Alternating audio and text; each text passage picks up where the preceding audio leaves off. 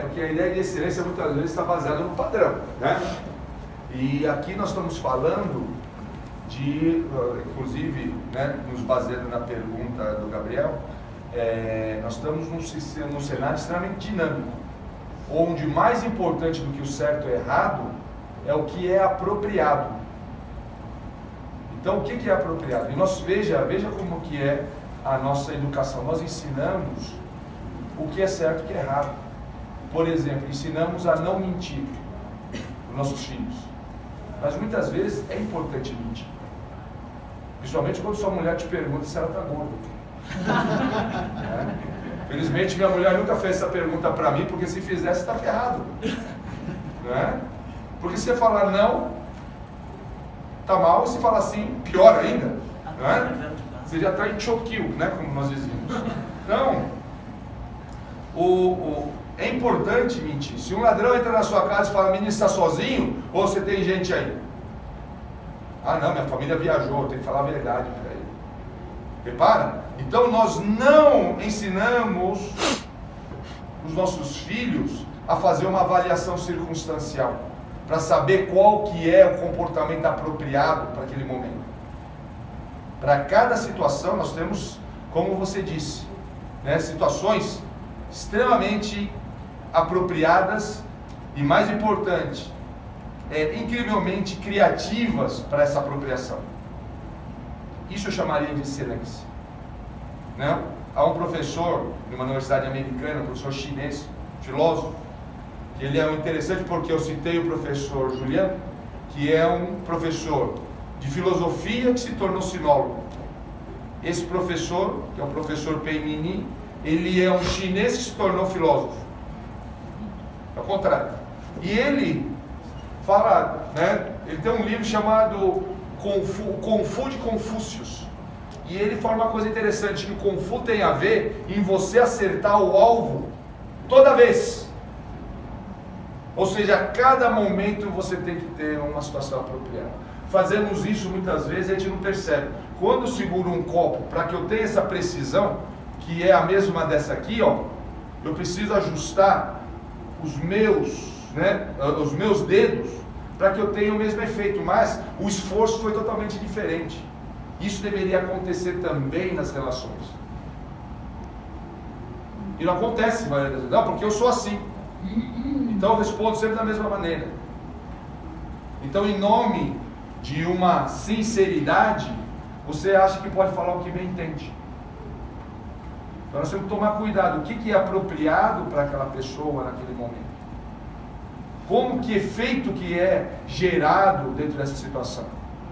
E assim que vai, né? Então a excelência está ligado a essa criatividade em se ajustar precisamente a cada circunstância.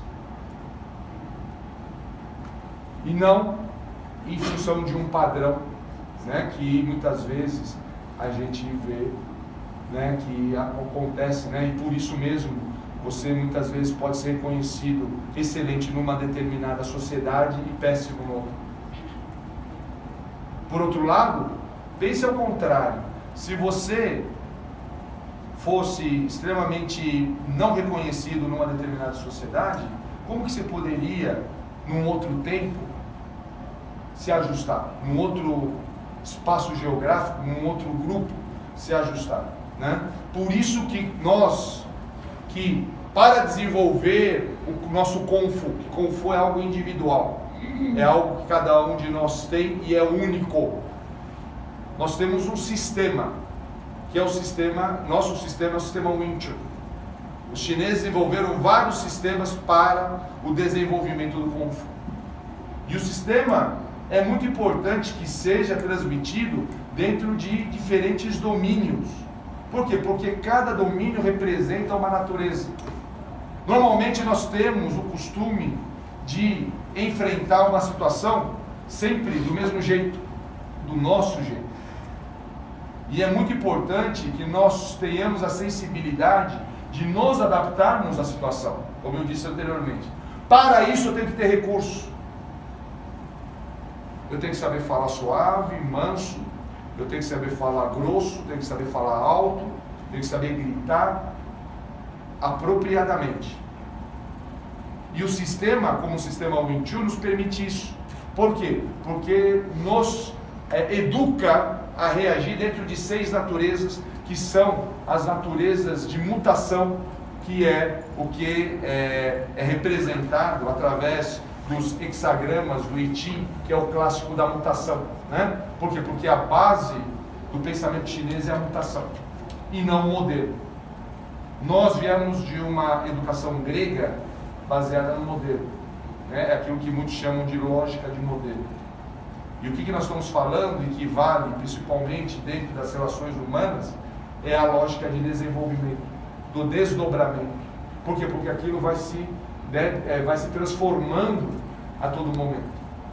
E esse que é o desafio de você permanecer casado tanto tempo, né? Porque eu não casei com essa mulher há 30 anos atrás. Casei com outra. E ela também. Muito mais magro, mais jovem, né? Com menos cabelo branco. Pelo menos com cabelo ainda, né? Mas casou com outro. E nós vamos nos transformando ao longo do tempo. E o que nós falamos quando falamos de casamento? É um processo de transformação para e passo, lado a lado. Porque quando há um desnível dessa transformação, fica difícil você manter o relacionamento. Então, por isso que quando você quer manter casado com outro, não pense só no seu desenvolvimento profissional, pessoal. Pense também no seu parceiro, da sua parceira, ou de quem está em sua volta. Porque senão, vai ficar impossível você sustentar a relação. E vale isso para os filhos também. Né? E muitas vezes acontece o contrário. Você esquece de você mesmo para educar os seus filhos, ou educar, ou você abre mão da sua educação para prover educação para o seu parceiro. Lembra que o relacionamento humano é que nem máscara de oxigênio de avião. Você tem que colocar em você primeiro, porque senão você não contribui com o outro, porque o processo é transindividual.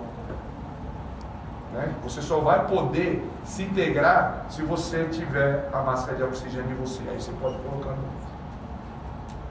Tudo bem?